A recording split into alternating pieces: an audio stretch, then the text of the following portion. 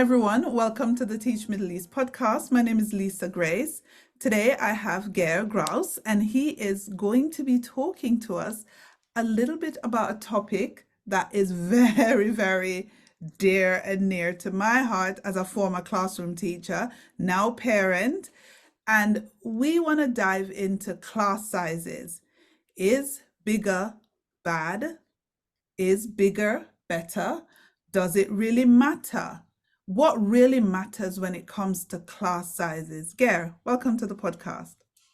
Thank you for having me. Pleasure to be here. I like to dive straight in, but for you, I would love an introduction so people can get to know a little bit about you. Oh, where do you want me to start? So, I grew up in the south of the Netherlands. Went to school, went to university, became a teacher.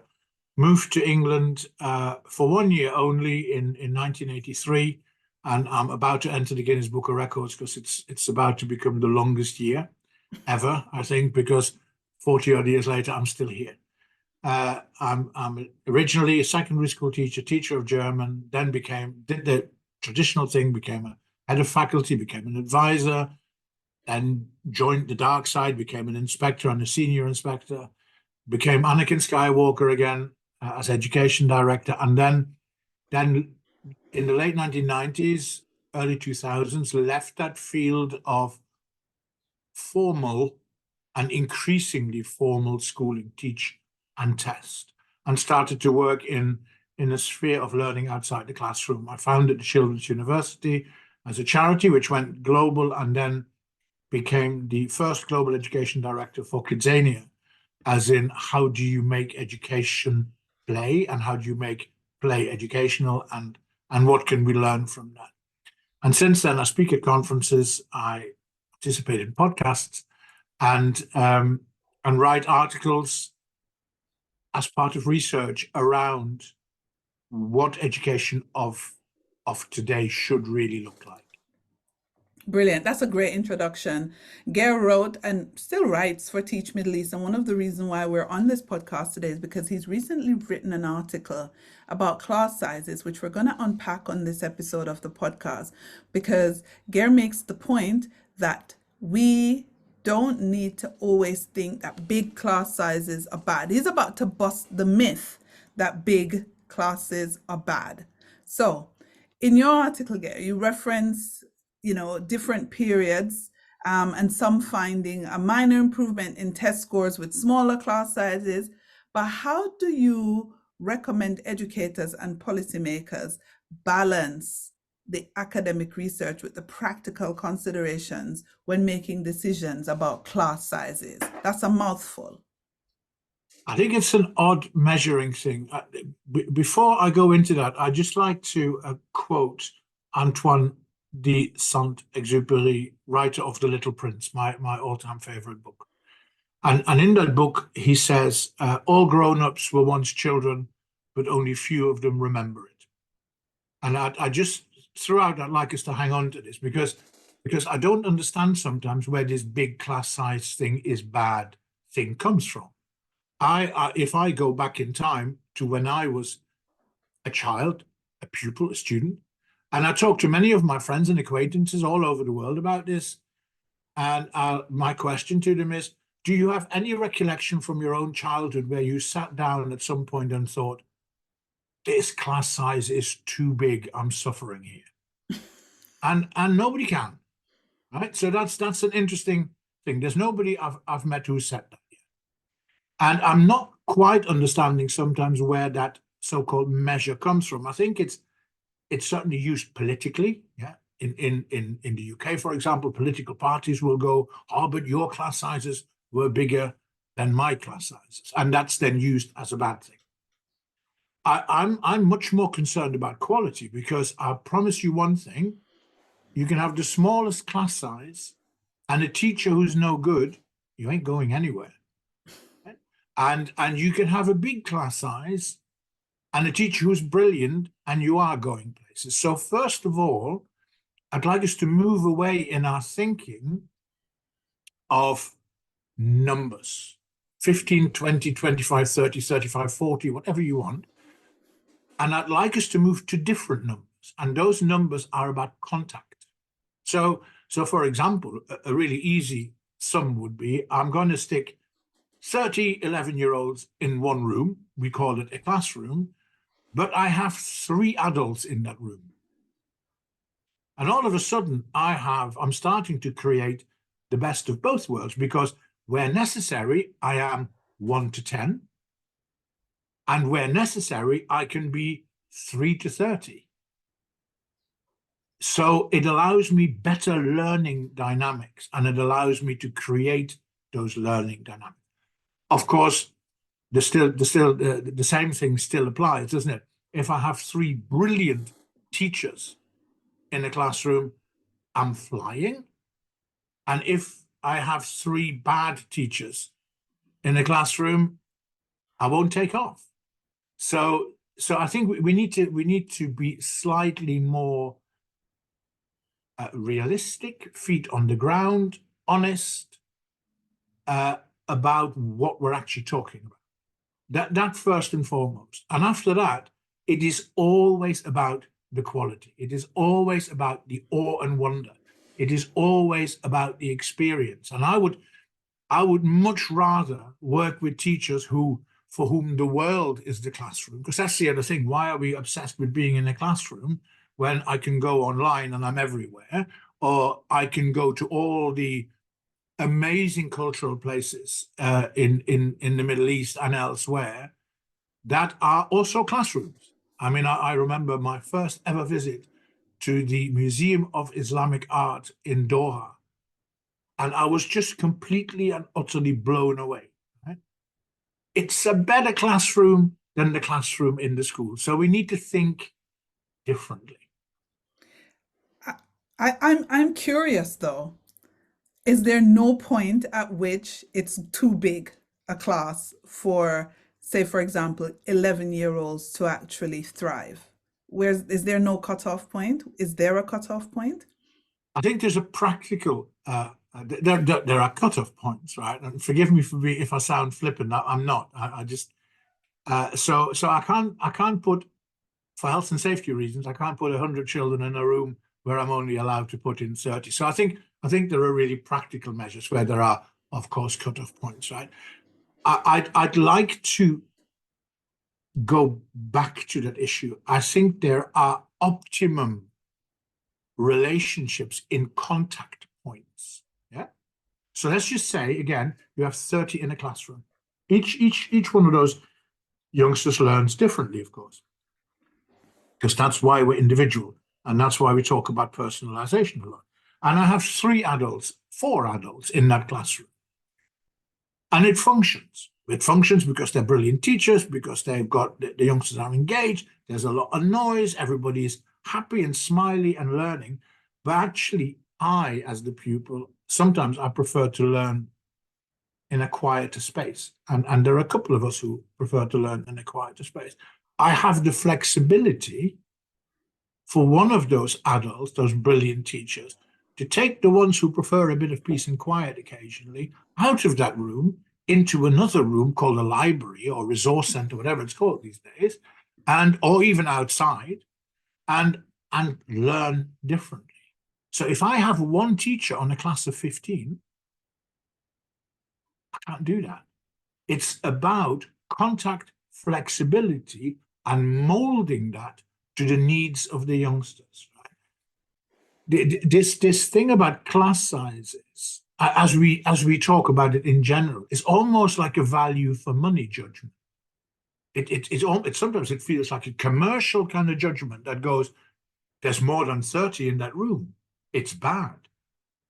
We really need to be a bit more intelligent about that, I think. And to go back to my friend Antoine, we need to remember that we were all little ones and that we all learn differently. So you could have, if your room is big enough and it's nicely air conditioned and we are comfortable. So if the environment is conducive to learning, you can have 75 in a classroom, as long as I've got 7.5 adults, or let's make it 8 adults in there, right? Or 10 adults or whatever. So that flexibility. Because the other nice thing about The learning side of it is that if I have 3 or 4 adults in a room, just for argument's sake, as the youngster, I can also find the one that suits me best. Because learning is about relationships. Right? If the relationship is brilliant, it kind of works better. So I think it's a lot of fuss about nothing. If it comes to the point whereby it does become an exercise that is monetary driven, because we have to remember, of course, that we are also in a world, rightly or wrongly, where schools have a business element to them. Yeah, they are sometimes, if you have a private school group, they are commercial entities to a degree. If those decisions are made on commercial grounds, and it is 1 adult per 30 or 1 adult per 20, I think that's a different discussion. So my argument as the parent with the school would be, I've got nothing against big class sizes. Brilliant. I think I can see all the advantages of it. How many brilliant teachers are with the youngsters in that big class then? It's a different argument. It's a quality argument rather than a numbers argument. I'm hearing you. So optimally, you ought to have more adults to the number of students in the classroom. So it's not about the number of students. If logistically the classroom can hold 35 students, then it's fine for all 35 of them to be in there, as long as there are enough adults in there of quality teachers who can then help them to learn and progress. Question: what's the optimal number of teacher to student, do you think then? That's a very good question. Can I just say one thing first as well? I think if we have 35 in a classroom, let's just for argument's sake say I have 35 in a classroom with 5 adults. I would prefer to have 35 in a classroom with 5 brilliant adults than 7 in 5 classrooms with 1 adult each. Right? I think the 35 is a good thing. The question as to how many adults per youngster and what's optimum is it's quite simple, really. And the answer is it depends. Let me give you the example. Okay. So if I come to give a lecture, if I'm here to pass on knowledge for 40 minutes, and all I want is for the young people to remember what I've said so that I can test them what they've remembered, which is what a lot of the schooling is about. I don't know, 1 to 100. Because actually what you are delivering, to all intents and purposes, and forgive me for being slightly facetious, but what you are delivering to all intents and purposes is a lecture. I'm not interacting. I'm not expecting any answers back. I'm passing on the knowledge. If I'm talking about learning and interacting with a group of 35, bearing in mind that each one of those children is different. Yeah? There are boys and girls, and some are geniuses and others take a bit longer, and there's all those bits. It becomes more complex, but also more fun. So let's just say that we have, in a class of 35, let's say that we have 5 adults, 4, whatever, you take your pick, somewhere in that region, okay, 3 even. But then it becomes a different question. The question also that we need to look at in education in 2024, in schooling in 2024, is who is the teacher? Okay, now let me give you an example. And there's a little bit of Kidzania will come out. Okay. So if I'm the careers educator, I'm the careers teacher, for argument's sake. So I've got 35 in a room, and there's another 2 careers teachers with me in that room, and all 3 of us are brilliant. We're the best in the business. I want more adults in the room. But at that moment in time, for that subject, I want more adults in the room. I want at least, as one of the 3, I want at least another 5 adults just with me. Because today's topic is the airline industry. We're looking at that career aspect. And actually, I'd quite like a pilot in with me, and I'd like cabin crew in with me, and I'd like an engineer in with me, and I'd like the person who prepares the food in with me, and somebody else. Because I can read from the book and tell them what a pilot does. But for that moment in time, for that lesson, I'd like the pilot to be a co-teacher. So the answer is how many adults per youngster. It depends what we're doing with them, right? But I think, in ideal terms, and there'll be all sorts of research around this. And of course, please remember the different learning styles of the youngsters. If I look at my three children, very different. My son was a self-learner, really. And it didn't really matter to him. And he's very bright, and much brighter than I am. And so he just did it on his own most of it. And he was stimulated by all sorts of things. Both my girls are slightly different. They needed the interaction. It sparked them. The whole interaction thing just made them go boom. And so there is an issue around, but you'd have to say, on the complexity of the youngsters in front of you, in a, say, mixed ability class, in an ideal world, if money were no object, you wouldn't want to go over a dozen to 15, really. I think 15 would be pushing it for one teacher, if you want to give them the attention that they truly individually merit and need. Okay? Now, I understand there are all sorts of things. There will be head teachers listening to this and school owners going, oh my God, we're going to go bust and this, that, and the other. But I think there is if you look at it from the child's point of view, and that's what school is about. In the end, school is not about statistics and how many top grades did we get. The issue for the school is, did we manage to work with that individual child for him or her to reach his or her potential? That's the measure. Yeah? And that requires attention and time. So I'm going to do this, and I'm going to say 1 to a dozen, but no more. Right. You heard that, people. Ger said 1 adult to 12 children is what would potentially be ideal. But I want to pull you back on something. Mhm. We talked a lot about, you said, I would rather have 5 teachers with 35 students than have them separated off, as in 7 students with one. What are the advantages of having all the students together in a larger group So for the students? yeah.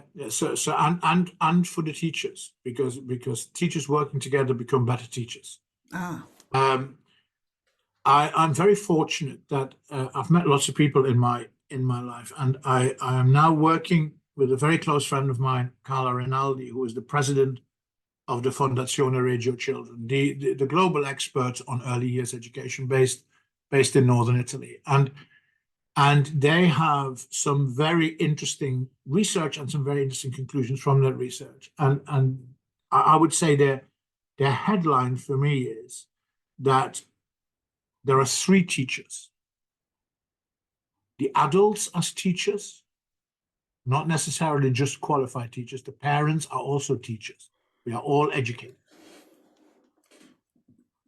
So the adults, the children learn from each other. And thirdly, the environment.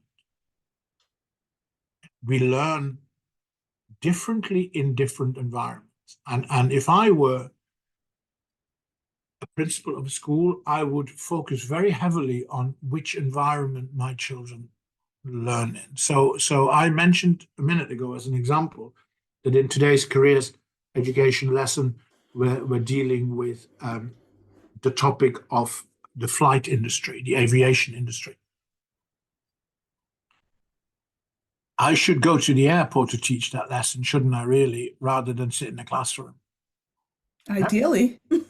So why don't we try? And if we can't do it for real all the time, are there alternatives that we can seek online so that at least we are virtually closely connected to the topic that we're trying to learn.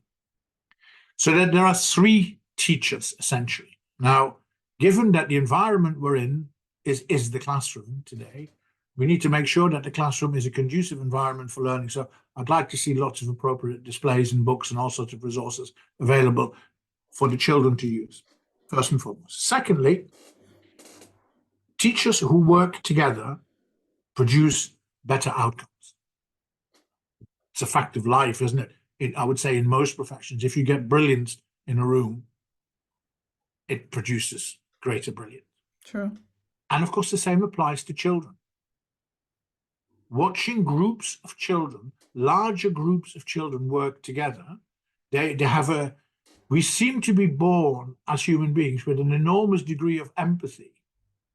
And then schools, at times, I think, try to teach the empathy out of kids, instead of utilizing it. Children as teachers and children as better learners because they collaborate is brilliant. It comes naturally. The bigger the group, within reason, the bigger the group, the more opportunity there is to productively and constructively collaborate and cooperate. The smaller the group, because what do we do when we get small groups in schools? We've labeled the children, and the smaller groups become boxes. Yeah, they're good at something, they're not so good at something. There's this and that, A, B, C. We call them all sorts of things. And actually, I think we need to bring the youngsters together so that they can learn from each other, construct their learning from what they've been taught, and work across with those teachers. I would not like my children to have been in classes of 7. It's not a school I would have sent my children to. A lot of parents seem to value class sizes. It is an advertising point for schools out here. Small class sizes, more attention, etc., etc. But what you said made so much sense. There are 3 teachers. There's the environment, there's the teachers themselves, and they're the other students where they learn from each other. I absolutely think that is spot on. You said something that was pivotal, though. You talked about the role of quality teachers. You said that was the deciding factor. How do we identify these quality teachers? Elaborate for me. Not only how do we identify them, but how do we develop them? Well, it's a very interesting point, and it's a global issue, right? And I wanted to mention a number of points there, really, I think. So one is we should shop around a little bit. Yeah, there are different societies on our planet, and in those different societies, schooling and education and those who are professionally engaged with it are treated and viewed differently. So if you go to some of the Scandinavian countries, Finland is hailed as such. The area in Reggio Emilia, northern Italy, it would be another. You have highly qualified people who become teachers. They are well remunerated and their working conditions are positive. They are highly respected by society. Incidentally, those things you can't do them overnight, right? This is a cultural thing. They also continually invest in the development of teachers. Okay? Like happens in other walks of life. If you do that over a period of time, with governmental support, with support from industry, it's a collaborative exercise. If you do that over a period of time, then after a generation, you may well be part of a society that functions like that. If you think that what we've got wrong for the last 100 years, we can fix in 2 or the lifetime of a parliament, and you are sadly mistaken. This will take time. We actually want to come to the point where people want to become teachers. It's a highly valued profession. And I do some work with the university here in the United Kingdom, and I was very privileged to give a keynote address to 200 PGCE students, people who it was on their very first day that they entered their course to become a teacher. So I went to see them all, and I congratulated them and basically said, "This is amazing that you want to do this." And my job, I suppose, was to fire them up for their second day. And one of them asked me a question at the end and said, "So you firmly believe that the teaching profession should be the equivalent in standing to that of doctors and lawyers?" And my answer was no. I think the teaching profession should stand higher than that, because without the teaching profession, there wouldn't be any doctors or lawyers. Yeah? And for some reason, and this is much to do with society over a period of time, but it is also much to do with parents and parental attitudes. These people are experts. They're experts in what they do. They're not all equally 100%. You don't get that anywhere. Our job is, as governments and as societies, to enable the teachers to become better. And, quite frankly, also to identify those who are not quite as good and help to develop them further, and identify those who are not good and remove them. But the issue of the development is continuous. It is ongoing. Our children and the world around our children are changing so fast, it's unbelievable. Our teachers need to be not just keeping up with this, they need to be ahead of that game. So 5 days per week.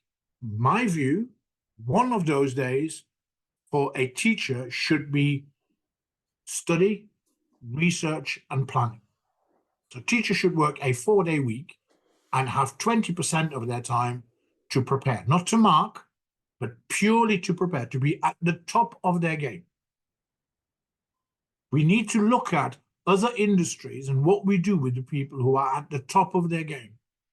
I'll tell you what we don't do. We don't get them to work 60, 70 hours per week and mark at weekends and then worry about the inspectors coming in on a Monday and all that kind of stuff. So we need to enable our teachers to become brilliant as well and to remain brilliant. And, and that's going to cost money, because one of the big mistakes that the Western world is making, certainly the UK and certainly England is making, that it is aspiring as a country to have the highest educational standards and the best teachers, and it wants to pay for that. So Scandinavian style education and schooling, and it wants to pay for that with American levels of taxation. No calculator can make that work. So if we value as a society and as a country the education and schooling of our children, then we need to pay for what we value, not as a one-off, but continually. And I would say, if the government in this country were to turn around tomorrow and say, we need to put 5 pence per pound income tax in order to get all of this right, I'll pay. I think many people would pay. Yeah. And so I think we need to really, as a society, also push for this. But we need to also, as parents, work with teachers so that this, and sometimes against schools. So the schools that say, we've got small class sizes, somebody needs to turn around and go, so what? My school has got big class sizes, but I've got 1 adult for every 7 children. I win. Stop the kidology as part of the PR as well. Right? We need to have a proper grown-up discussion about where this thing should be going. And schools cannot have that discussion on their own. And parents cannot write off their responsibility because they pay the schools to educate their children. This is a collective exercise. I like it. Let's stick on that topic of parents, because parents are what drive, especially, I mean, we're in the Middle East. My kids go to private school, all expats, majority of the expatriate community, their children go to private school. And given parental concerns about class sizes, because it definitely is something people talk about, I was talking to Georgia Tully on Dubai Eye the other day Yeah. about class sizes and about what's going on there. And I was saying bigger does not necessarily mean bad. So we were together on that, Gary, even Yeah. though you were all the way in the UK. But given parents are the ones who are pushing class sizes, and they're kind of trying to renegade from their responsibilities a little bit Yes. Yeah. as parents, how can schools better communicate the benefits of larger class sizes and the multifaceted approach to a quality education to parents? Communicate is an interesting word, isn't it? And I think I see it globally. The communication between parents and schools, communication is now defined as a message from one to the other. Mm. So perhaps we should change the word communicate with the word dialogue. Yeah. So how many schools have actually had? Let's organize it. Okay, I'm proposing it now. I'll fly out to the Middle East. We'll bring another couple of people, and we'll have a roadshow. And we'll go to schools, and we'll invite parents to come along, and we'll thrash it out. Yeah, and there are everybody behaves themselves. Nobody's disrespectful, and actually, what we'll do is we'll put a picture of a child on a big screen and say, today we're here to make that work at its best. Mm. Okay, so what are we going to suggest? And then the parents will have their say, and the teachers and the non-teaching staff and all sorts of other people. Let's do it. Right? Shall we do it? Yeah, because I think it would be an excellent thing. Because I think we just need to be braver in our decision making, collective decision making for the greater good being the child. Collective decision making is lively. No, well, let's make it lively then. Let's just have, rather than there's a group over there and all they do is sit on the fence and moan, the parents, right? There's a group over there, the schools, that say, we just leave us to it, we're the experts. And there's a group of little people in the middle who are kind of being torn a little bit, right? So it would be easy. Let's go and right. So that's the next thing we're doing, Lisa. We're setting something up and we're getting going, right? Yeah, we need to. Yeah. Because they do sell it though, Garen. And what happens is parents get really offended when the class size increases because the communication is that one way the school says we will provide your child with smaller class sizes, but they never talk about the quality of a holistic approach to So we education. need to we need to change the narrative.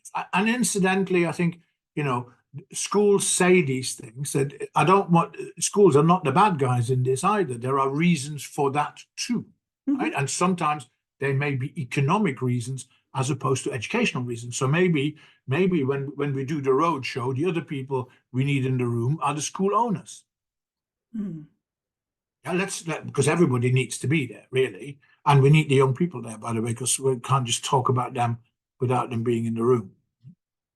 But no, I'm with you on this. So it's a difficult thing, but we're not going to solve the issue by just staying in our own boxes and kind of shouting at each other a bit and passing on messages. We're going to need to be quite grown up about this, and I certainly know enough people in the Middle East in the senior kind of educational positions, be it at KHDA or wherever else, who I think would take part in such a debate. But we need to change the narrative. We need to change the narrative from the numbers game to the quality game, from the mass game to the individual.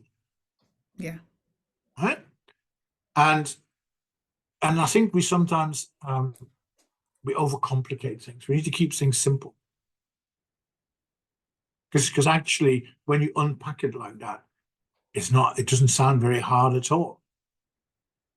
But when we are starting to serve our own self-interests as opposed to serving the greater good, which is the child, then we get into trouble. So if we go back to your magical number of 1 to 12, I Now, know don't quote me on this. I said, They're coming for you, Ger. I They're said, coming for right. you. I'm telling you. That Listen, would be when good. That'd be very welcome. they're coming for you, mate. But if we go for that, just hypothetically, right? It therefore means that every class of 24 or above, yeah, so over Yeah. 24, should have a third adult. Yes. What does this then mean in the atmosphere we're now in, where there's such a shortage of quality teachers? Where will they come from, these adults? One, we're back to this thing about respect and remuneration, etc. Right? So that on one side. There needs to be an intensive program. There have been examples in the past, some very successful, some less so, whereby you speed up the recruitment of teachers.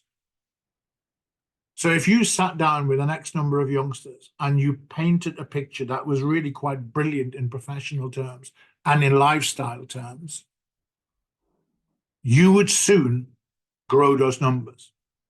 None of those solutions are instant. Mm. Yeah, because the problems weren't created instantly either. This is part of a process. Okay, but we can set ourselves reasonable targets, and if we work with government and those in charge who are prepared to put their money where their mouth is, and are prepared to recognize that we're going to get some of this wrong, because everybody's human, and that the end game is a longer term thing, then we will get there. If you begin to paint the picture of come and teach with us, you're going to get 1 day per week whereby you have your own quality time to make the other 4 days absolutely amazing. If you work for us for a number of years, we will arrange professional sabbaticals so that you can go to other countries and witness and learn how the profession lives there, so you can come back and make us richer and better. If those are the kind of cultural things that we develop, of course it will work. Just not quite tomorrow, right? Give us a couple of days or years. Give us a couple of years. Yeah. It's going to be such a cultural shift. I mean, we host conferences and seminars, and it's so hard to even get the teachers out of school. I think there's something else, right? And I want to bring this up, right? Because there is the issue of private ownership of schools, and in the end of the day, the companies that own the schools, they are for-profit organizations. Okay, so we need to, every time as a parent, if I could give you one bit of advice as a parent, if you're listening into this, every time you don't like something or you disagree with something, as part of a debate, as part of a dialogue, not as part of messaging, ask the question whether the decision that is being made is an economic decision or an educational decision. Mm. Yeah. And actually what we will find is that in a number of cases globally, what is being dressed up as an educational decision by governments is more often than not an economic decision. And when I hear the words economies of scale used in connection with children, I get nervous. Me too. Yeah? So ask the question, is this decision economic, or is this decision an educational decision? I was once asked on a forum by the then Secretary of State for Education here in the UK what I thought the optimum school size was. And my answer was, my optimum school size is the school where every member of staff knows the name of every child. That's my optimum school size. The economists were falling off their chairs at the back of the room, right? But you're asking me an educational question, I'll give you an educational answer. That's a And good incidentally, answer. in that school, I would have classes of 30. Right, fine, I would be perfectly happy with it. As But I long think as you had the number of adults. you have to have the educational agenda needs to be at the forefront. And ultimately, what will happen in terms of the ownership of school, the private ownership of schools, and that for-profit agenda, over time, what will happen is that the best schools educationally will become the most profitable schools financially. And I don't mean by grades. I mean, there are different measures. I want my children to be happy at school. I want them to be educated as well as schooled. I want them to be global citizens. I want them to be kind, respectful people. When schools begin to do that bit, then the best schools will be the most profitable. It'll take time, but we'll get there. Yeah, we will. And I think a lot of parents are looking at that now. They're thinking, what do I really want? Do I want a factory? Do I want to send my child to a factory where they'll be manufactured for grades? Or do I want to send my child to a school where they'll come out as a whole human, happy, healthy, and, thriving human being? And that's and will our children be the leaders that undo the mess that we have made of the world? We need approximately 20 million Greta Thunbergs in some shape or form. People, not numbers. True. I can't have you on the podcast without, taking time to pontificate and really kind of look ahead. Hybrid schooling, where do you see that in the mix? It's part and parcel of, the issue about the environment? Environment is the third teacher. It's part and parcel of that. And hybrid, incidentally, is an interesting thing. I'm talking to a number of people now in a kind of advisory role about what I call, in my head, hybrid 2.0. So at the moment, hybrid is either or, isn't it? It's a bit like a car, isn't it? I've got a car and I'm switching to electric and then I'm switching back to petrol. But at no point does it use both at the same time. So hybrid schooling is the same, isn't it? I'm either online or I'm in it. Well, I want to be both at the same time. So I'm working with some people on developing whether it'll be an app or whatever, I don't know yet. But it is something about let's just imagine that we get youngsters and the intelligence, the artificial intelligence behind it all detects that this young woman called Lisa, who's doing her GCSEs, is particularly interested in flowers and nature. There's a real aptitude for it, a real interest. What the next bit of hybrid learning there needs to be is that Lisa keeps getting messages saying, did you know that there is a Van Gogh exhibition on in Abu Dhabi and it features flowers? So that we create technology that becomes the driver of diverse learning. Yeah? That in my book will become hybrid 2.0, whereby rather than having it as a resource either or, it becomes a catalyst for more. Yeah, I like the idea of merging the two so you are not just online or offline, but you're harmoniously going in between both worlds. I like that. And it's what the young people are already doing. We need to watch the behavior of our children. So my 18-year-old daughter doing her A-levels this year, she'll be up in her room. There's a laptop, there's an iPod. What? No, not iPod. iPad. Sorry, I'm showing my age here. There is a phone, and there is her desk and herself. Right. So she's there, but she's talking to her mates at the same time. So they're doing it together. Right? And sometimes the teacher might join in. So if our youngsters are working like that already, if their learning is already kind of manifesting itself in that way, why are we not responding to that? Just like I believe, incidentally, and I've suggested this on a number of occasions, that my daughter should be paid by her school to teach younger children. Because my daughter's much better at TikToking and Instagramming than their teachers will ever be. Their teachers will be much better at content and safety than my daughter is. But if we want the best, then we must not ignore the skills that our young people already have. Yeah, so this needs to be up for grabs.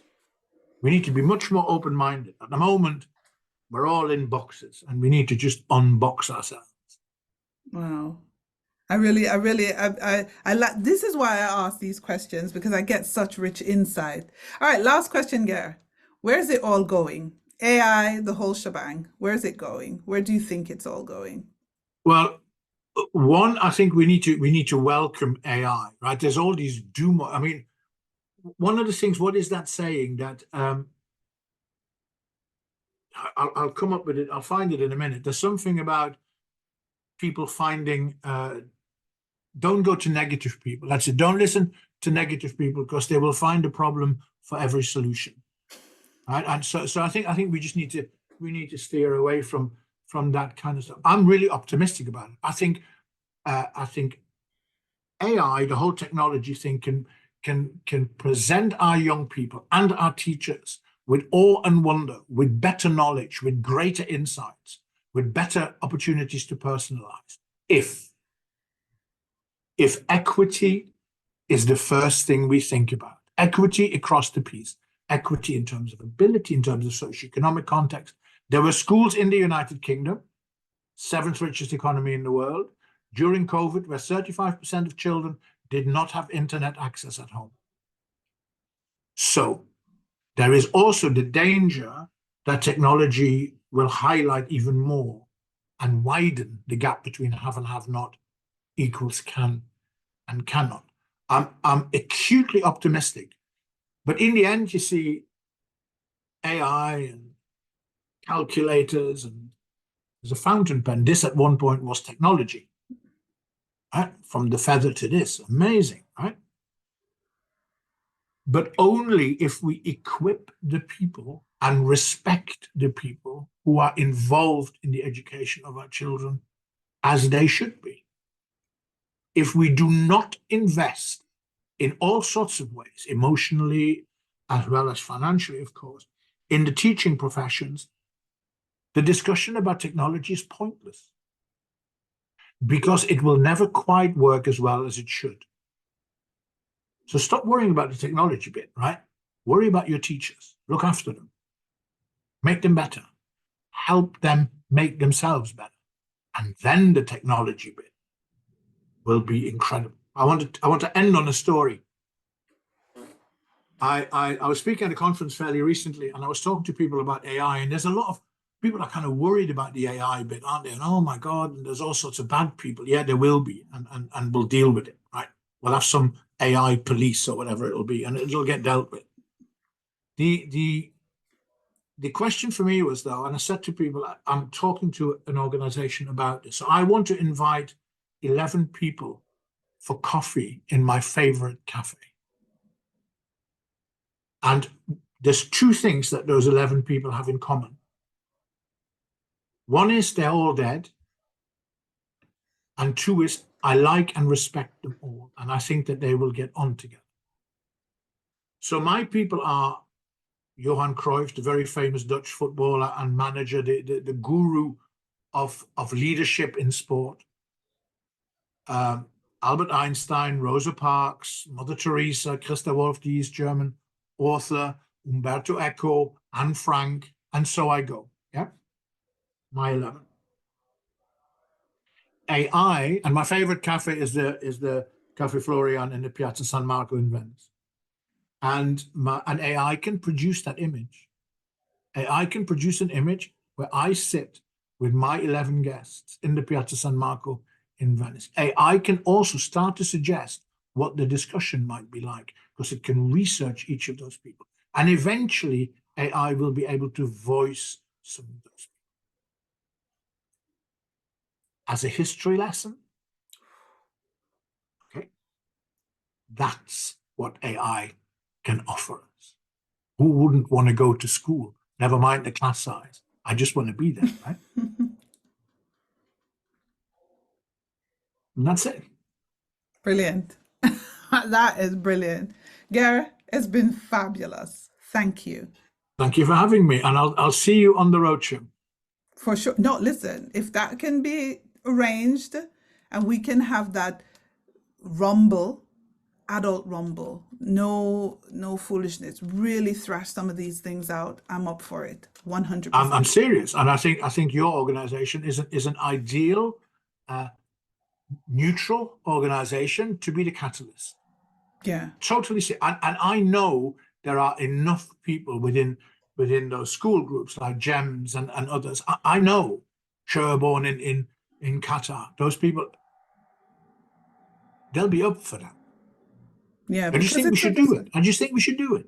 It needs to be done because there's a lot of misinformation and misgivings around that. Yeah. Thank you for being on the podcast again. Thank you so much. Thank you for having me.